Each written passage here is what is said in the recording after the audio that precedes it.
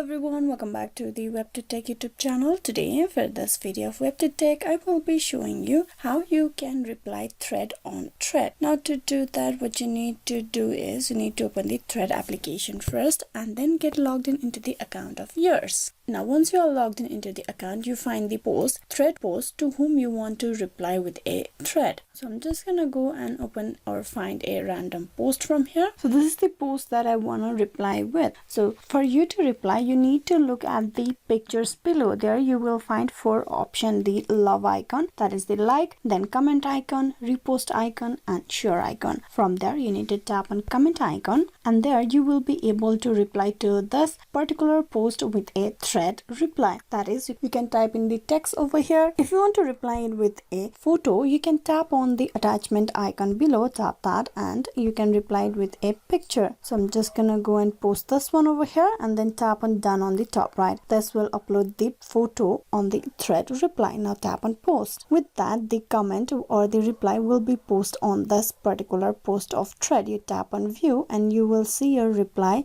below. You can see the reply of yours. So this is a way how you can reply thread on thread. Hope this video was useful. Please like and subscribe the WebToTech YouTube channel. Thank you for watching till the very end.